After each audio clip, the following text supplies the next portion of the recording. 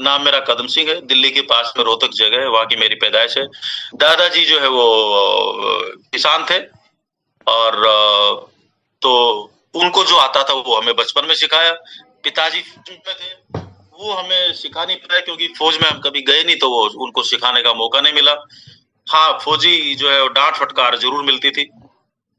और 79 में हमारे घर में ट्रैक्टर आया था, तो बाद में वो ट्रैक्टर भी सिखा दिया गया था। दादाजी ने जो है वो उसके ऊपर, है ना, सारे काम, हल बैल गाय भैंस ये वो सब कुछ ये चला। 89 में हम जो है वो चलते चलते दिल्ली से इंजीनियर बन गए थे।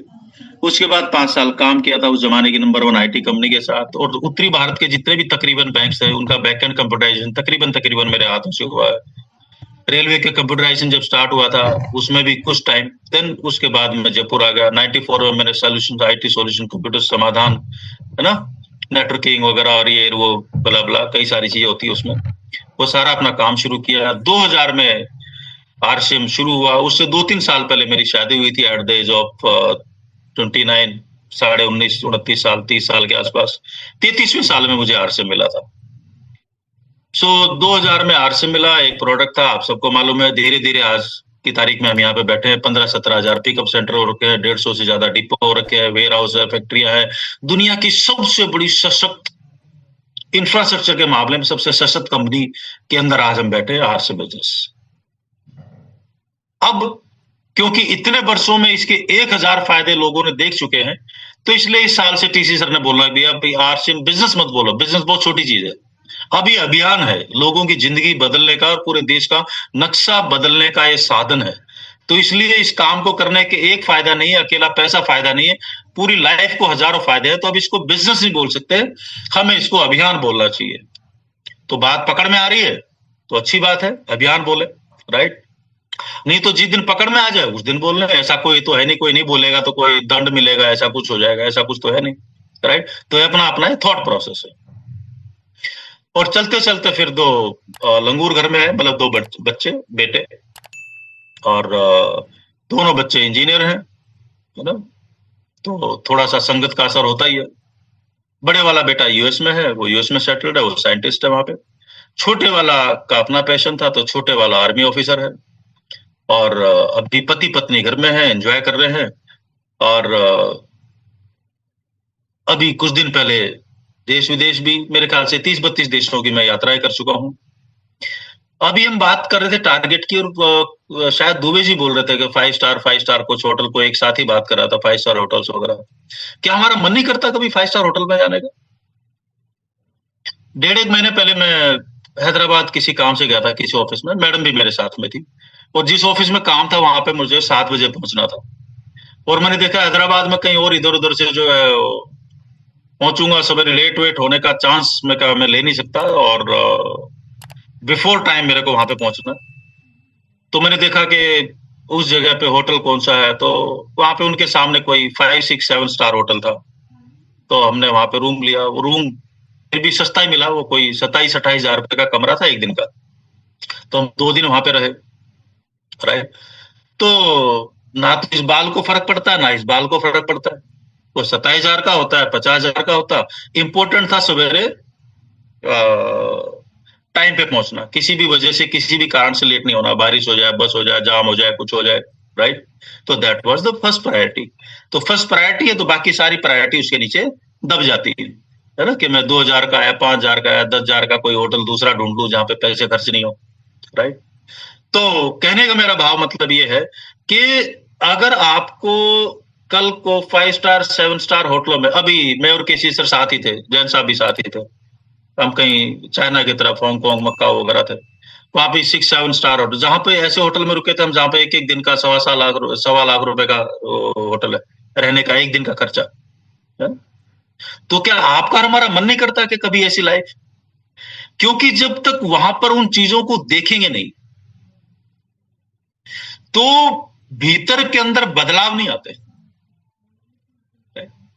जब तक हम उस ऑडिटोरियम में, त्यागराज स्टेडियम में जाके हजारों लोगों की भीड़ के अंदर स्टेज पे खड़े नहीं होते, तो भीतर का महामानव जागता नहीं, राइट। और जब तक ये सारी चीजें देखते नहीं तो कमाने का मन भी नहीं करता। तो कमाने की भी भूख होनी चाहिए। लोगों का पेट 10,000 रुपये महीना, किसी का तो आजकल मैंने अपने घर पे मतलब कई बार काम कराना पड़ता है, कोई एल्यूमिनियम वाला या कोई कारपेंटर या मतलब इस किस्म की चीजें वास्ता पड़ता रहता है। तो मैं देखता हूँ कई बार लोगों को जो करके मतलब उसके पास खाने के नहीं है, उसको काम देते हो तो मतलब गर्दन दूसरी तरफ होती है, पीछे से मोबाइल लेके उसमें वीडियो, शॉर्ट वीडियो देख रहा हो। वो आदमी जिसके पास खाने के लिए नहीं है, मतलब कहीं और लगा हुआ मोबाइल, मतलब काम करने की नीयत नहीं है। लोग 150 रुपए में मनरेगा में बैठे हैं, बस मनरेगा में 150 रुपए मिल गए, बस ठीक है, शाम का पौवे का जुगाड़ हो गया और नमस्ते। और मोबाइल में ढै ढै ढै ढै ढै ढै ढै ढै, राइट। अब अगर आप उसको किसी भी तरीके से आरसे में जोड़ दोगे तो क्या होने वाला है? आपको उसके साथ कई साल कुश्ती लड़नी है, उसके ड्रीम्स के लिए, उसके टारगेट के लिए, और वो बोलेगा करके दे दो। आपके साथ इसलिए तो जुड़ा हूं, नहीं तो फिर आप तो अप्लाई नहीं करा वो। तो अपलाइन क्या है? अपलाइन एक भाई, उसने अपलाइन क्या है? जो भी टीचर था कभी ना कभी स्टूडेंट तो था ही ना। तो जो भी अपलाइन है किसी न किसी दिन पहले दिन वो डिस्ट्रीब्यूटर तो था ही ना। तो स्टार्ट करके सारे के सारे जीरो से तो स्टार्ट हुए हैं। तो अपलाइन में और डाउनलाइन में फर्क क्या है? 2 दिन का, 4 दिन का, 10 दिन का, 12 दिन का, 2 महीने का, 1.5 साल का, 2 साल का, राइट। ये तो हो गया ज्वाइनिंग का फर्क। बाकी फर्क क्या है? सबसे बड़ा फर्क यह है कि किसने कितनी होम मीटिंग की है, किसने कितना प्लान दिखाए, तजुर्बा यहां से आता है, राइट। किसने कितने लोगों से बात की है, ह्यूमन इंजीनियरिंग की हैंडलिंग यहां से पैदा होती है। किसने कितने प्रोडक्ट का जिक्र किया, कितने कितने प्रोडक्ट की ट्रेनिंग ली, कितने कितने प्रोडक्ट के बारे में बताया है, यहां से नॉलेज उसके ब्रेन में क्रिएट होती है। किस आदमी के ऊपर क्या क्या असर आया, उनसे क्या बात हुई, यहां से टेस्टिमोनियल्स पैदा होते हैं। और जब ये सारी चीजें इकट्ठी होती ना, आप किसी से भी बात करोगे ना, वो आपके साथ चलेगा। तो एक चीज नहीं है, राइट। 3 4 5 7 चीजें इकट्ठी मिलके, है ना। जैसे चाय बनाने के लिए चाय पत्ती भी चाहिए, पानी भी चाहिए, थोड़ा दूध भी चाहिए, है ना, थोड़ा सा चीनी वीनी भी चाहिए, थोड़ा अदरक भी चाहिए, थोड़ा सौंफ वोंफ भी चाहिए, राइट। और उसको स्टोव, एक पतीला भी चाहिए, और पतीले के साथ नीचे हाथ भी चाहिए। इनमें से कोई एक चीज गायब कर दो, क्या होगा? नमस्ते, माचिस की तिल्ली हटा दो, लेके बैठे रहो पूरी उम्र। तो थोड़ी थोड़ी थोड़ी थोड़ी थोड़ी थोड़ी थोड़ी थोड़ी चीजें निहायत जरूरी है। और ये न्यूट्रीचार्ज का भी कंसेप्ट है, ये लाइफ का भी कंसेप्ट है, राइट। थोड़ा सा रोजाना का 1 आध घंटा आरसम को भी देना है, 1 आध घंटा परिवार को भी देना है, बच्चों को भी देना है, फैमिली को भी देना है, माँ बाप को भी देना है, अपने काम को भी देना है, राइट। 1 आध घंटा जो है वो यार दोस्तों के साथ भी बिता सकते हो, राइट। तो ये तो बैलेंसिंग है। और लाइफ आरसीएम में आकर अगर बैलेंसिंग नहीं सीखे तो फिर मतलब ही क्या है, राइट।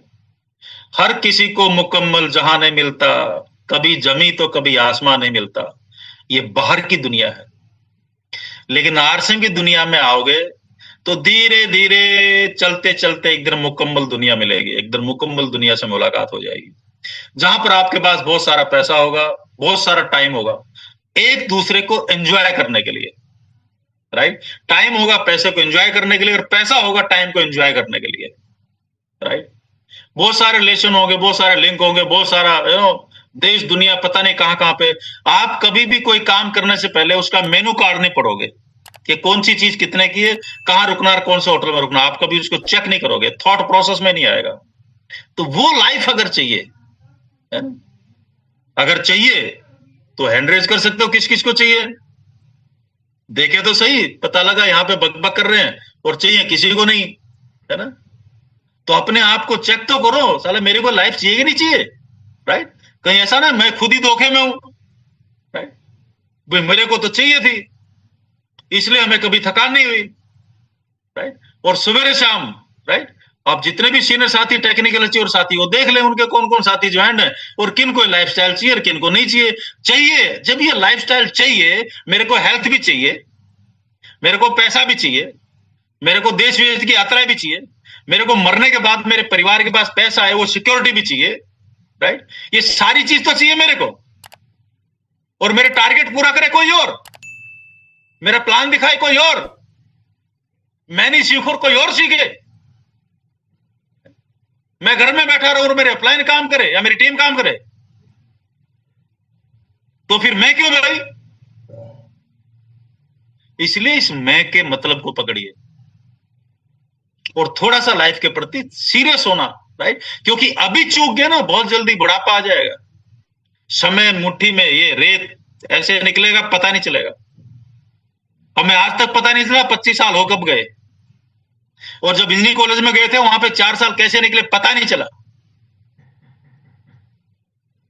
तो किसी को पता नहीं चलेगा, आज कर लूंगा, कल कर लूंगा, परसों कर लूंगा। आज मौका है, जो वाइटल अचीवर हैं उनके साथ जुड़ो, उनके होम मीटिंग करो, उनके टारगेट पूरे कराओ, चाहे गामा के कराओ, चाहे कुछ भी कराओ। उनको न्यूट्रीचार्ज की तरफ से ऑफर है, 5 स्टार होटल में, उनका हक क्यों नहीं है? और टीम के साथ वहां क्यों नहीं जाएंगे हम? एक एक रॉयल्टी अचीवर जो है ना, एक एक रॉयल्टी अचीवर, एक एक रॉयल्टी अचीवर के कम से कम 20, 25, 30 साथी होने चाहिए, जो वहां पर गामा का टारगेट पूरा करके इन 3-4 महीनों में, सितंबर से पहले 70 क्या नाम है, 75 और 85 कपल के साथ जाना है, तो कोई ज्यादा फर्क नहीं है। वो पूरा करके उतने साथी चाहिए जो वो गामा के प्लांट्स को देखेगा, हेल्थ गार्ड के प्लांट को देखेगा, 5 स्टार होटल में रहेगा, वहां पर कुछ और बड़े लोग उनको मिलेंगे जो अपने लाइफ के तजुर्बे बनाएंगे। मैं गया था, एक लाइन मेरे को बहुत कमाल की थी शर्मा जी ने, हेल्थ गार्ड वाले शर्मा जी ने, बहुत मतलब आप लोग कहां से क्या लेके आते हो, लेकिन एक लाइन कहां से मिल जाए, राइट? उन्होंने, जब मैं गया था तो एक मीटिंग में ऐसे बातचीत कर रहे थे, तो उन्होंने बोला कि पैसा जिंदगी का मोटिवेशन नहीं हो सकता, ये मोटिव नहीं हो सकता। आपका उद्देश्य एक नेक हो सकता है। इस महीने मेरे पास 50 जा रहा है, 40 जा रहा है, रोल्टी आई, टेक्निकल आया, 70,000 आए, एमराल्ड आया, 1.5 लाख, 2 लाख आए, अगले महीने 2 लाख आ गया। ये मोटिवेशन का कारण हो सकता है, बट ये मोटिव नहीं हो सकता। इससे मेरे में एनर्जी आ सकती है, लेकिन लाइफ का ये उद्देश्य नहीं हो सकता। लाइफ का उद्देश्य अगर आरसीएम में आगे है तो जिंदगी भर के लिए हमें लोगों की मदद के बिजनेस में मोटिव ये है, मेरे घर में कोई बीमारी ना आए, ये उद्देश्य हो सकता है। मैं कितने लोगों की, मेरे आरसीएम में आने से मेरी लाइफ में बहुत बदलाव आया है, मुझे बहुत खुशियां मिली है, मेरा परिवार बहुत समृद्ध हुआ है। ये जो चीज मुझे मिली है, ये मैं कितने लोगों को, कितने लोगों की जिंदगी में कारण बन सकता हूं कि उनकी लाइफ में भी आए। ये मोटिव हो सकता है, ये मकसद हो सकता है, राइट? बाई प्रोडक्ट तो पैसा आएगा ना, वो तो अपने आप में मोटिवेशन का कारण है, वो तो बाई प्रोडक्ट है, आएगा जाएगा कहां? लेकिन अगर हम उद्देश्य बना ले कि यार से मैं पैसा आएगा तो मैं काम करूंगा, तो ब्लडी जिंदगी में नहीं आएगा। लिख ले, स्टैंप पेपर के ऊपर लिख ले, जितने मर्जी स्टैंप पेपर लिया, लिख के देता हूं, अगर आ जाए तो बात कर लेना। किसी एक सब्जेक्ट को तो पकड़ना पड़ेगा, एक साथी को, और कुछ नहीं है तो कम से कम लोगों के साथ बात करने का ही मोटिव। मेरे को अच्छी तरह, जब मैं बता रहा था आपको, जब होम मीटिंग है ना, लगातार 5-7 साल सिलसिला चला है, 2010 में जाके टूटा था, उसके बाद, राइट, आज भी जो है डेली शाम को कोई नहीं, या तो जूम मीटिंग होती है या कोई ना कोई होम मीटिंग होती है, राइट, या किसी के साथ बातचीत होती है। लेकिन जो मेरा रूटीन वर्षों का है वो ये था, मतलब 2009 तक, 2000 से लेके 2008-9 तक का, कि जिस दिन शाम को 1, 2, 3 होम मीटिंगें नहीं होती थी, मैं रात का खाना नहीं खाता था।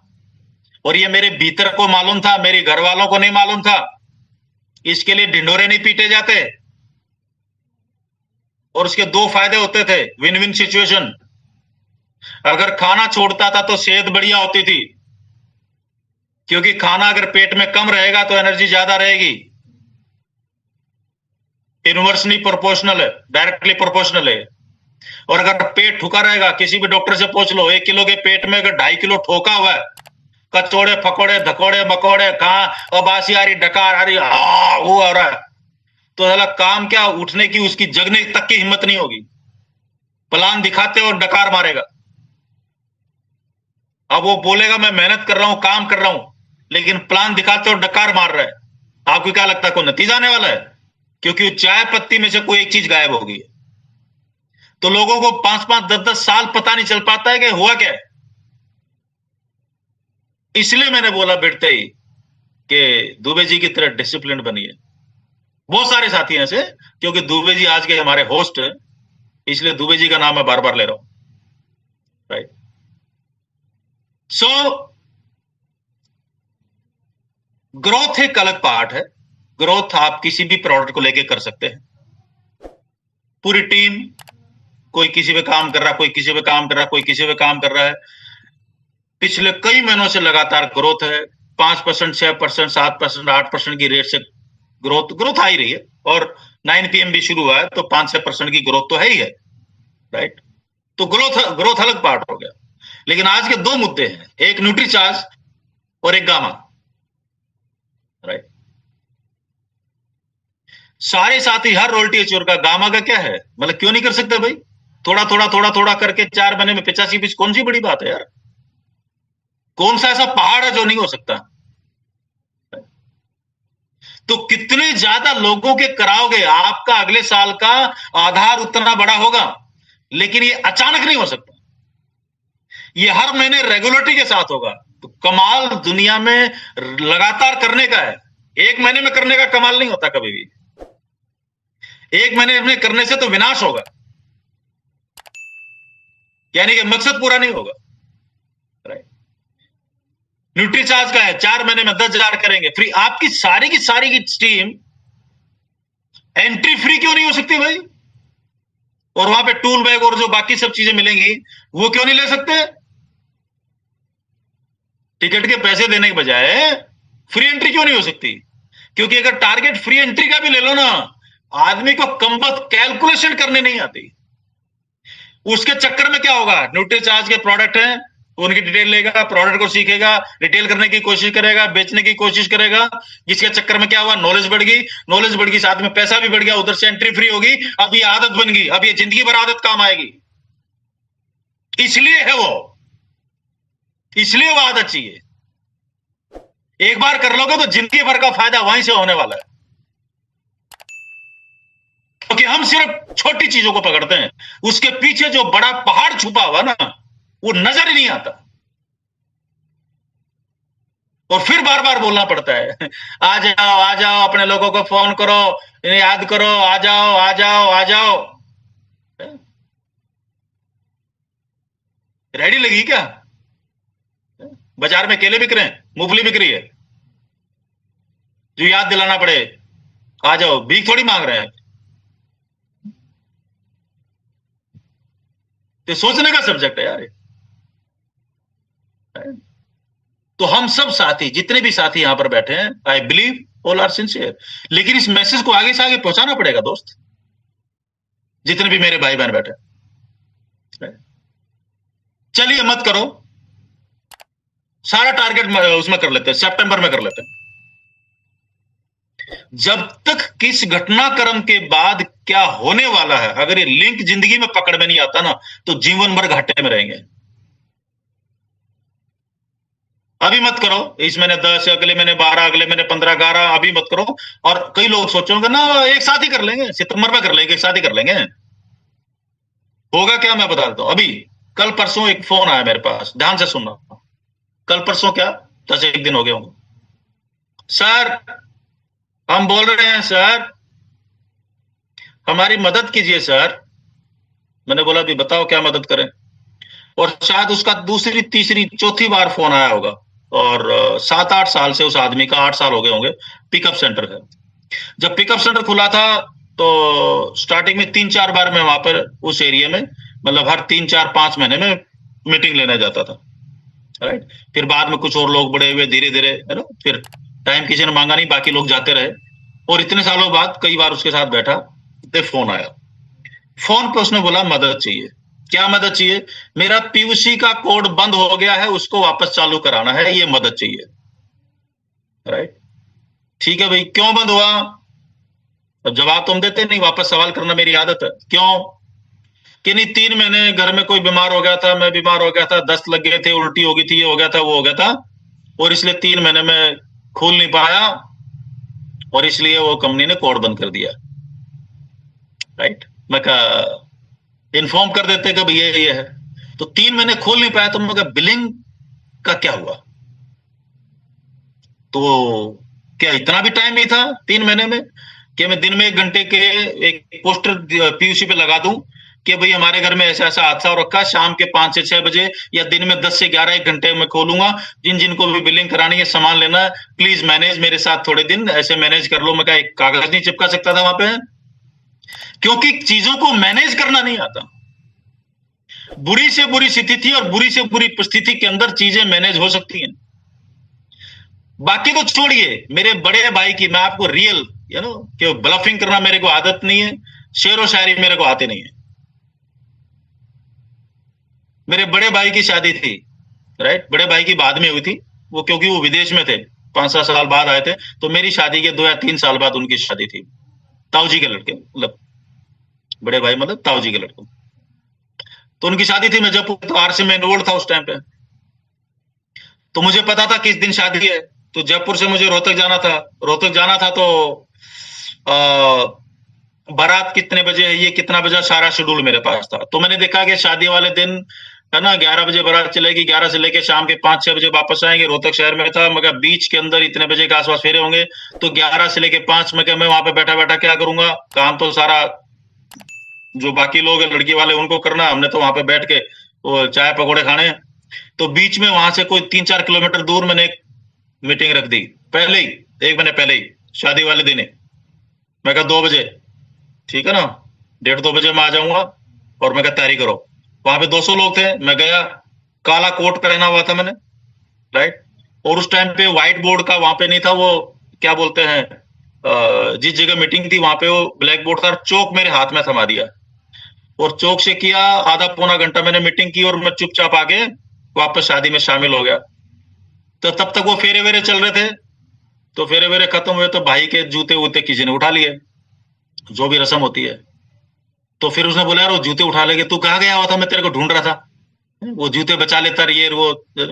मैं कहा कुछ नहीं, मैं तो इधर वो नीचे गया था, पानी वानी पी रहा था, कुछ वो फूफा वूफा लोग आए थे उनको संभाल रहा था। तो यूं बोल ही रहा था, तो उन्होंने मेरे हाथ में चौक देख लिया कि इसके हाथ में चौक लगा हुआ है, राइट। उसने बोला यार तू आज भी नहीं रुका यार, मतलब कमाल ही है। बोला यार, बोला कम से कम हाथ तो छोड़ देता आरसीएम। मगर नहीं, वो शेड्यूल था सर, राइट। बात पकड़ में आ रही नहीं यार? वो झील है क्या, वो आग है क्या, मेरा मुद्दा ये है। और आपको किस्सा सुनाता हूं एक। जयपुर में मेरा एक बड़े क्लाइंट, मतलब जिनके 20-22 स्कूल हैं, कोई 40,000 बच्चे पढ़ते हैं उनके स्कूल में, टीपीएस नाम ले देता हूं आपको, नाम इसलिए नहीं क्योंकि मुझे मालूम कई बार लोग वीडियो क्लिप बना देते हैं और उसको सोशल मीडिया पे छोड़ देते हैं, सोशल मीडिया पे भी मारा अभी। तो हमारे अजीज दोस्त, उनकी डेथ होगी रात को, कोई 1-1:30 बजे के आसपास फोन आया कि ऐसे ऐसे सवेरे सवेरे क्रिमिनेशन है। सवेरे क्रिमिनेशन करने के लिए शमशान घाट पहुंच गए, वहां पर रोया पिट्टी और सब कुछ। जैसे गए तो 10 बजे एक और जिगरी दोस्त, उसके पिताजी की डेथ होगी। वो उधर शमशान घाट में, उसका फोन आ रहा है, वो रो रहा है कि हॉस्पिटल से, मोर्चरी से डेड बॉडी लेनी है, पापा को घर लेके आना है, और ऐसे ऐसे यूं यूं ये काम, राइट। दोनों इंटरलिंक थे। वहां से मैं पहले वाले शमशान घाट से जो है वो 12-12:30 बजे आया, उसको लेके मैं सीधा जयपुर के एसएमएस हॉस्पिटल गया।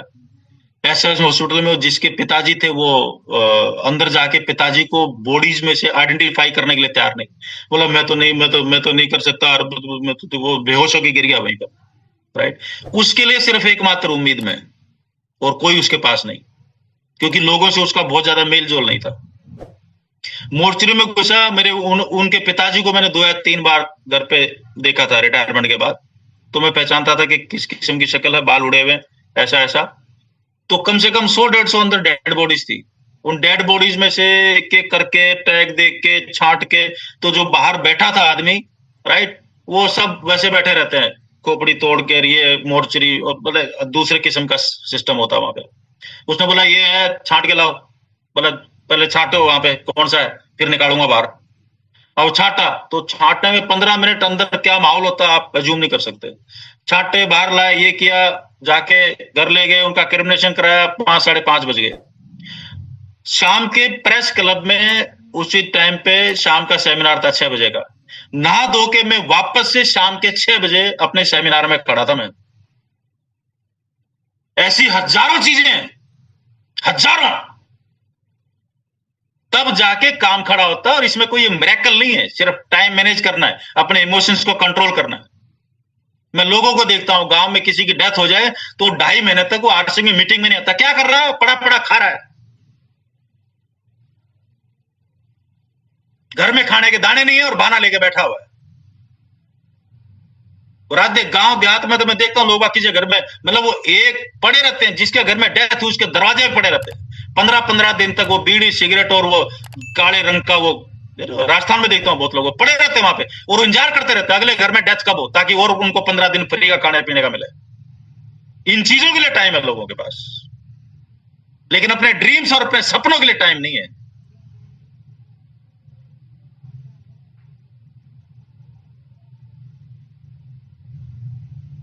बिजनेस करना है, रॉयल्टी लेंगे, मरने के बाद भी 10 जन्म भी पैसा आएगा। पैसा आएगा, टाइम डालो भाई। बाहर की दुनिया में पैसा कमाने के लिए पैसा लगाना पड़ता है। आरसिंह में दुनिया में एक ही काम है हमारे पास, समय। समय डाल के ये इंडस्ट्री खड़ी होती है, और समय ही नहीं डालेंगे तो फिर आए किस लिए? नेटवर्क बनाना है तो समय डालना पड़ेगा, और हेल्थ चाहिए तो 100% प्रोडक्ट घर में लाने पड़ेंगे। और घर वाले नहीं मान रहे तो उनको 2-4-5 बार बड़े इवेंट में, सेमिनार में दिखाना पड़ेगा, चाहे बीबी हो, चाहे पापा हो, चाहे बच्चे हो, चाहे कोई भी हो, क्योंकि वो आपका और हमारे कहने से नहीं मानेंगे। वो तालकोटरा स्टेडियम में जाके मानेंगे, जब आपको स्टेज पे देखेंगे तब मानेंगे वो कि बहुत बड़ा मिशन है ये। इसलिए पंगा लेना चाहिए ये।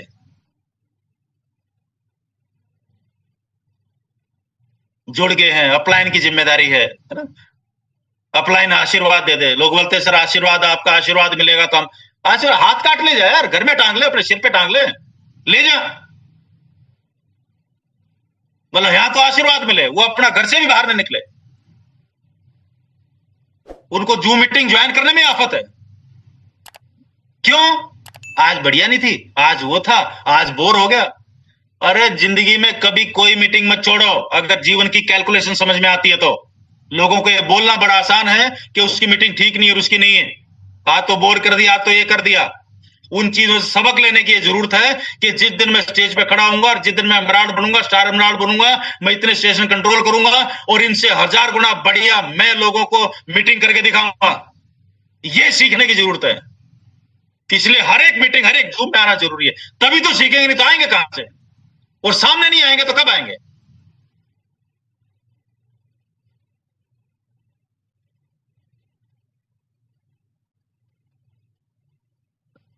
तीन बजे आज मेरा दिन ही था। मैं हर मंगलवार को तो आपको मिलूंगा, बाकी दिन बीच में कभी भी मिलूंगा।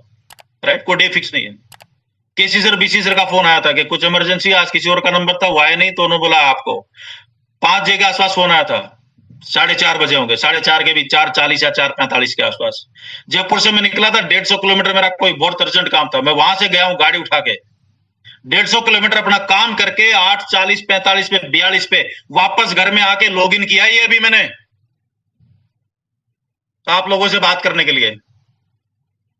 बहाना भी मार सकता था मैं।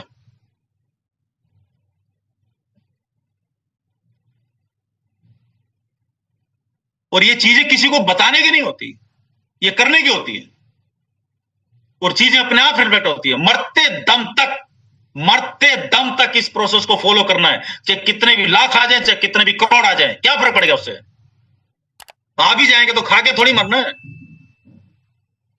करना तो आखिर में काम ही है ना। राइट।